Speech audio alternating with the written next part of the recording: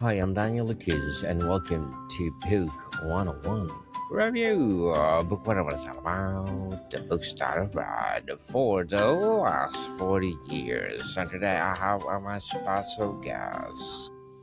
She's a graphic novel author, legal assistant, and amateur philosopher. None other than Miss Sophia Veritas. Hi, thank you so much for having me. Welcome on Book 101 Review, Miss Sophia. And can you please introduce more about yourself that I missed? Yeah, you summarized it pretty succinctly. I am a resident of Portland, Oregon, that everybody very much loves, no animosity whatsoever. And yeah, I am a full-time legal assistant at a medium law firm in downtown Portland. And when I'm not spending my time doing that, I am largely working on this project. It's a graphic novel series. I use the label spiritual fantasy. I would also characterize it as dark fantasy, but more of the emphasis on the spiritual fantasy part. And yeah, I'm a self-published author. I work alongside a pair of graphic visual artists based out of the Philippines, and we work together to create the art that you can see right in front of you. Yes, and thank you so much for sharing your knowledge and wisdom to the world, Miss Sophia. Here on Book 101 Review, we celebrate you. Thank you for sharing Invocada, if I pronounce correct, to the world. So today, let's talk about your two novels itself. You spend your days in family law, civil litigations, and estate planning.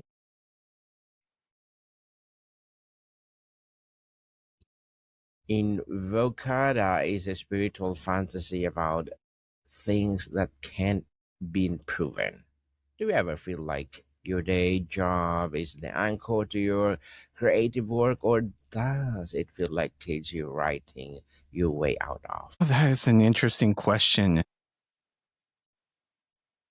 You know, sometimes I kind of feel like it's the other way around. The fantastical is really where my default headspace is at. The spiritual, that's really what feels grounded a lot of the time. I'm not complaining. I have a very lovely workplace full of a lot of people with integrity and motivation. Uh, the sort of work we do ends up being very hectic. I think Hollywood's kind of given the world this sort of impression of law firms as just being full of quote unquote vampires that spend all their time golfing and drinking champagne and having caviar. But no, it's a pretty much nonstop whirlwind, especially where we're at. We have a practice that is a little more geared towards helping the people with more limited incomes, making the legal world a little more accessible to people in that atmosphere and or category, not atmosphere. Being able to come back home to this is something that really kind of helps out, because I'm in a particular spot where there's a lot of responsibility on my shoulders and not necessarily a lot of time to plan ahead for it. It's when people need something, they need it right away. So this is actually what grounds me at the end of the day. Well said, Ms. Sophia. Family law deals with people at their most broken. As witnessing real life conflict, custody battles, or the way people treat each other during divorce ever directly inform a scene or a character's emotional wo- emotional wound in Vocada? I would, I think so. I think obviously the legal world that dealing with it means that I don't get to really talk about a lot of the specifics of that because of confidentiality rules. But I do think that the strife, even though a lot of the ideas that play out in this book series I had well ahead of time, witnessing people's emotional strife definitely gives me some mental ammunition for portraying people's darkest moments. I do think that that's true. With that being said, it also can help illustrate moments of cooperation. I have handled quite a few contested divorces in the past few years, but before that, I was primarily, and I still am, doing uncontested divorces, which involve people that have, they aren't in a place where they can be together anymore, but they have enough cooperation and willingness to appreciate the other side to sit down and hammer out an agreement. So it works in both directions. Well said, Miss Sophia. And tell us, you said you can't share specific due to vid- conven- confidentiality, but you can share life experiences. Has working in a law firm taught you something about power dynamics, manipulation, or loyalty that deliberately bake into your story's magic system or spiritual hierarchy? Well, it's funny because actually the place I work, I was actually surprised at how little hierarchy there was. It's very much my first job that I have worked at that was a corporate job. Prior to that, I had a couple of brief stints, one as admin assistant to a 3-person show horse tack company based out of Sherwood and Newburgh. And then following that, I was briefly the office manager to an HVAC company in Gresham. These are all surrounding mini municipalities around Portland, Oregon. And those had a lot more in the way of direct authority relationships. There's still authority relationships in the place I work at, but it's a very collaborative atmosphere. And there's not a whole lot of do I because I say so. There's, if anything, uh I'm usually asked to help keep scheduling on track and to anticipate potential problems for some of the attorneys that I work under and to facilitate not all of, but some of the attorney client relationships. I think a lot of the hierarchy stuff that shines through in Invocada in particular really comes from my studies of religion, spirituality, and also politics, sociology, economics, just watching the world unfold, watch history unfold. I actually was the kid back in high school that read ahead on my world history textbook for fun. Everybody else was groaning, why are we studying this? And I was already like halfway through while the teacher was trying to get them to understand the necessity of it. Miss Sophia, are you called to action says no AI, no third party publisher, no major sponsor? You work in a profession built on precision and liability. How much of this distrust of automation and middlemen comes from your legal training versus your artistic instincts? Yeah. Um, well, This project began before the Gen AI. I keep hearing the word revolution, but that's not really a good word in the slightest. It's more like a devolution. Before that all started, and there's no Gen AI whatsoever involved in this process.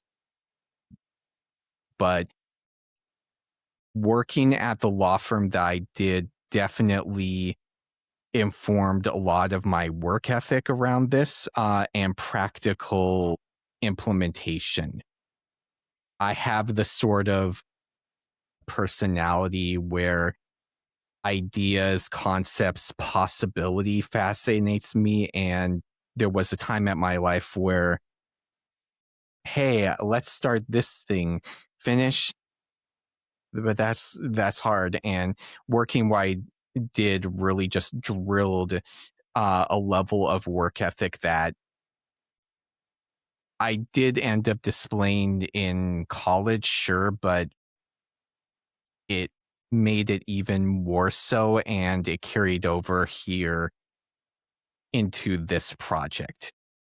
Now I'm about implementation, about getting the details right, about having a contract that's ultimately fair for all sides. There's the contract I have with my artists, which involves consideration. Consideration is a big part of contract law in the legal world, and a contract that's fair for the customers. When can you expect this to be done? If something unexpected happens,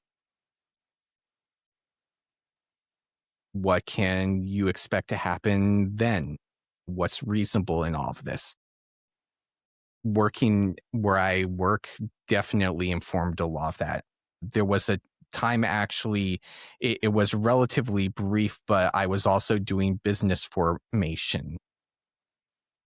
It was actually before I was doing the family law work and the civil litigation work, and a lot of those lessons carried over into making this project happen. Miss Sophia, you real world history textbooks for fun. Invocada, are there specific real world spiritual traditions or historical moments you are deliberately reinterpreting, or are you building a syncretic mythology from scratch? So, my background is that I am from a mixed religion family. I was born and then baptized under the Catholic Church, and I committed the to doing all the sacraments, and that was very much my mother's upbringing. But at the same time, I had a Hindu father, and I got a lot of exposure to those traditions as well, even though that wasn't the most immediate direct faith that I received any sort of indoctrination into. As I explored the world, when I finally got away from my small town reality and well, I went to a slightly larger small town for my time in university. I went to Ashland, Oregon to study at Southern Oregon University before I came up here to Portland. As I got more exposure to things and had a little more opportunity to think through things, even though I was raised in a family that taught independent thinking, I gravitated away from being a Catholic, and eventually I took on my late father's religion, which is specifically Shaivist Hinduism. It's a version of Hinduism that has less emphasis on the idea that things are illusory, which is more common in more mainstream versions of Hinduism and is very central to a lot of forms of Buddhism. Instead, it's an idea that everything is real, even the stuff that is misleading. It's everything at the end of the day is true and has truth to it. But I never really threw away the Catholic ideas that I was raised on at the same time. A lot of that's still present in my spiritual DNA. What you see in Invocada has a lot of blending of those ideas. It's its own concept, but it is very much informed by the blending of those two practices. I hope that answers the question succinctly. I could probably go on forever, but I don't think we have enough time today. Well said, Miss Sophia. Mount Shasta, California is a practically a line of a New Age spirituality, and Portland has its own brand of pragmatic mysticism. How has Mhm. the geographic move changed the logical question you're asking in Vocada? Well, so you're going to see, I can't give a lot of specifics because I don't want to give spoilers. You're going to see in book 2 that there's a number of new age myths and concepts that play out in a very specific way when the title of the story is portrayed, the true history of the world, but it's not quite in the same way as the traditional versions of those new age myths. Some of it is already present in book 1. It's hinted at. This story flips a lot of the dynamic uh, of normal Abrahamic religions on its head. Your viewers who are able to see this on a viewer basis can see the poster right there as well as the cover for book 1. There is a little bit of Gnosticism going on where what we think of the divine is and what we think of the opposite is not necessarily what's portrayed in the Abrahamic faiths. But without giving long-term spoilers away, I will say that in the plot, when we get towards the end of the story, that is all going to also be flipped on its head too. So there's a few mythological twists on their way. Miss Sophia, you said you think about philosophy from a real life religious teachings and entertainment media equally.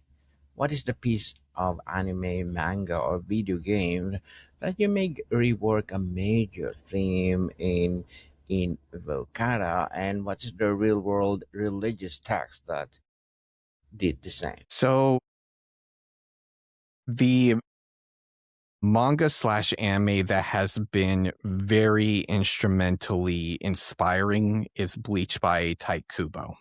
It's not the only one, but it informs the art style and a lot of what's possible in terms of systems and mechanics for, like, I don't want to use the word magic, but it's the most straightforward word, even though magic and spirituality are not quite the same thing. But when you read the story, you'll kind of see what I mean.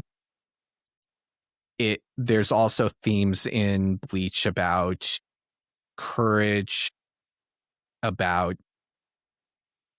the imperfection of systems the and those who are the implementer of systems and the imperfection of trying to evolve those systems. It's never really very straightforward. When it comes to real life stuff, one of the biggest struggles that I have had with trying to write this series and be an author is a bit of an anxiety that I personally have, which is that as an author, nowadays you seem to be expected to only write what is directly relevant right now. And there's nothing wrong with people who want to do that. There's a lot of great topics to discuss, but I didn't want to just write another story about the current big problem of today, political polarization or prejudice against minority groups. I mean, these things directly affect me right now.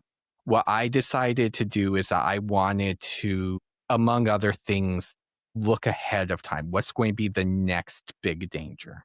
And in chapter 1, this might be a minor spoiler, but chapter 1 is readable to anybody and everybody who wants to because it's free to read as a sample.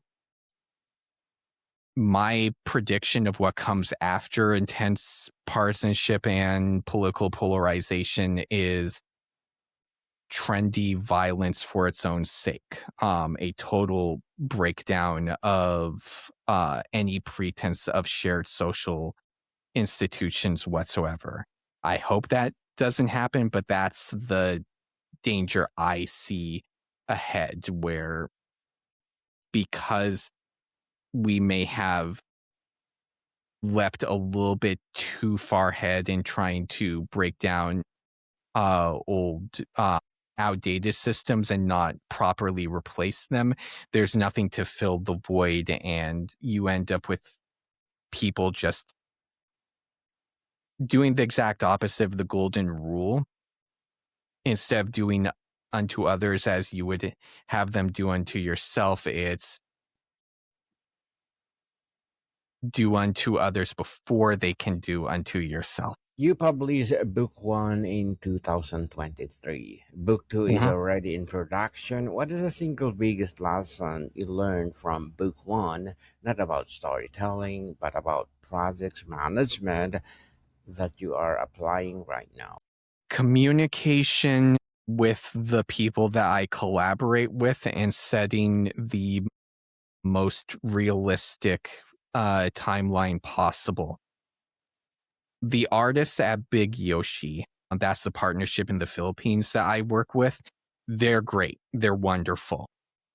They were better than I could ever hope to be when it came to making book 1. There were moments behind the scenes before we got to the point of officially publishing where there could have been a little more regular direct contact and checking in, communication about when people needed time off, how realistic it was for certain sections of the work to be produced in X, Y, and Z time. Book 1 definitely has given me a good roadmap to what's needed to pull off book 2. It's not perfect. Nothing ever will be perfect, but we definitely have a much more realistic model for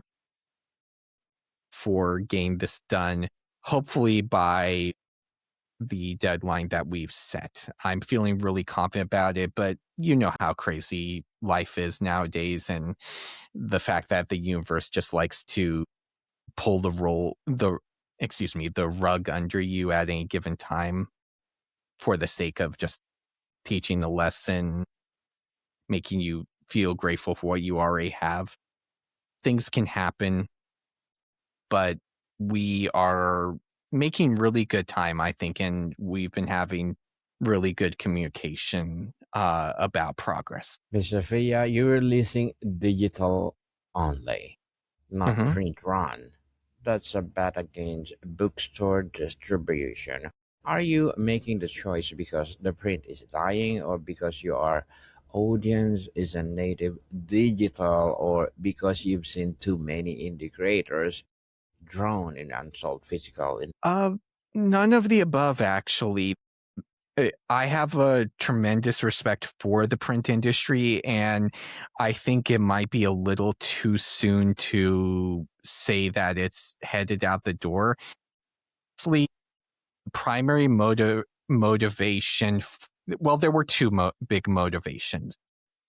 one big motivation for having this be digital only is quite simply that I avoid the overhead that comes with distribution through a uh, some sort of entity like Google or Apple or Amazon, where you need to give them a 30% cut of everything. I already give a massive cut to my artists in exchange for the copyright for this work. They get both commission and they get a revenue share while I hold on to the legal copyright in order for this to all be fair at the end of the day. And it's something that we hammered out in the contract and that everybody remains happy about. If I were to include Google, Apple, or Amazon into that, then just the pricing of this would be completely unworkable. It's the decision to have it be digital also there was a kind of also a bit of an aspirational thing where I've noticed that people that are into the manga format for for narrative content, they even though they like to a good portion of them do like to support the official release with their own hard-earned dollars, they do like the ease of access of digital. And so what I decide to do is, hey, let's create the most minimal paywall possible. And we'll also have a offline download option. You can actually download book one as an offline EPUB file. And we're going to trust people not to pirate. And people who pirate, they're just going to do it anyway. But to quote Gabe Newell, who is probably the only billionaire that people even like, hey, piracy is a user interface problem, not a user problem, not a crime problem. So you just got to trust people who would be paying customers to do the right thing and to incentivize them to do so. So that's why we have as I said, a bare minimum paywall. Well said, Ms. Sophia, and beautifully articulated. Your campaign lasts 2 years. That's endurance test, not a sprint. What is your personal system for not burning out on marketing when you're already working full time? Do you have no guilt Sabbath or rule of social media? I'm sorry, can you repeat that very last part? Yes. So, do you have a no guilt Sabbath rule for social media? A no guilt Sabbath. I'm not 100% sure I understand that, but I'll say to the first part of the question, avoiding burnout is very hard, and I'm not sure that I'm entirely successfully avoiding it. That's going to definitely be the challenge of the next 2 years. What keeps me going is that this is what I want to do. Seeing this series through to completion is going to be my life's work.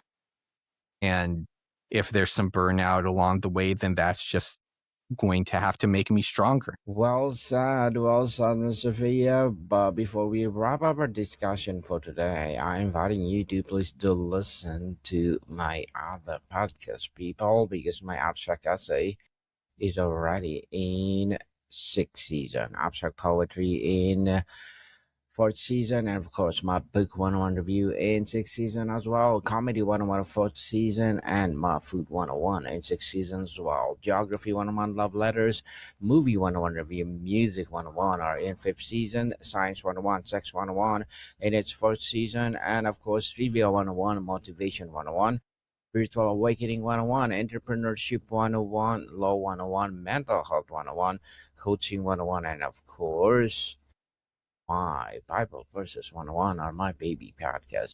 Let's listen to them wherever you listen your podcast. So, Miss Sophia, finally, the final spoiler cast.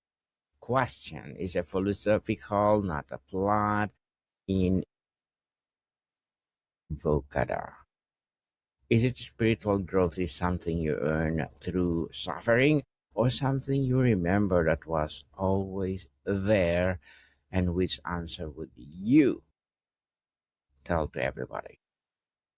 It's definitely something that you earn through suffering.